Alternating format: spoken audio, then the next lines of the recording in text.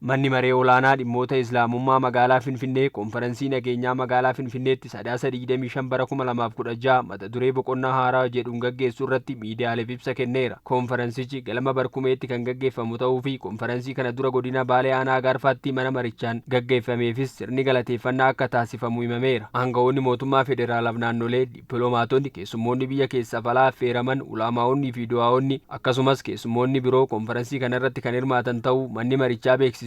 Guyyaa sadaasa 25 2016 waltajjiin konferensiin nageenyaa fi galateeffannaa galma Barkumeetti gaggeeffama.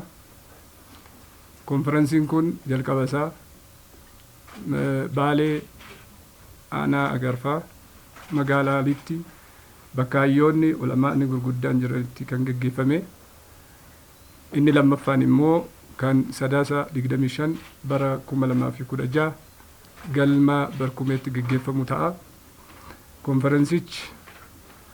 Konferensii nageenyaa, konferensii galateeffannaati. Iddoo walga'ichaatti qaamni mootummaa olaanaan, waajjiraalee mootummaa keessaa, namoonni gurguddaan, imbaasiileen, dippiloomaatonni, warri biyya keessaatii fi warri biyya alaa kan irratti hirmaatan ta'a. Konferansiin kun itti fufiinsan magaalaa Jimmaa, Dasee fi Waraabeetti akka gaggeeffamus himameera. Koree olaanaan konferansicha raawwachiisus filatamuun ibsameera. Itti aansuudhaan immoo magaalota biyya keenyaa keessa kan jiran akka Oromiyaatti Jimmarratti, naannoo Amaaraatti Daseetti, akkasuma naannoo Kibbaatti Waraabeetti kan gaggeeffamu ta'a.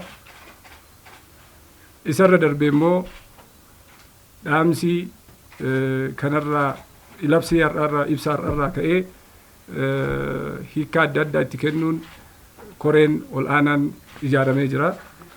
Maqaan koree ol'aanaa ijaaramee tokkoffaa Sheekh Hussein Bashir, barreessaa ol'aanaa majlisaa magaalaa Finfinnee, Ustaaz Muhammad Abaate, Ustaaz Sufiyaan Usmaan, Wandim Khalid Muhammad, Wandim Addunyaa Muuccee, Ustaaz Badr Hussein, Dr. Samaar Taklee fi akkasuma Ustaaz Ahmed Mustafaa koree ol'aanaa sagantichaa ta'anii muudamanii jiru. Milkaa'ina sagantaa kanaaf hunduu tumsa irraa eegamu akka taasisus ergaan darbeera. Sagantichi kan gaggeeffamu majlisaa Finfinneetii fi majlisaa federaalaatiin qindaa'ee kan gaggeeffamu ta'a. Saganticha irratti hundinuu qaamni dhimmi ilaallatu kan deeggarsa kennuu qabu hundi isaatu deeggarsa akka nu kennu asumaan gaafannaa. Galatooma ulfaadha.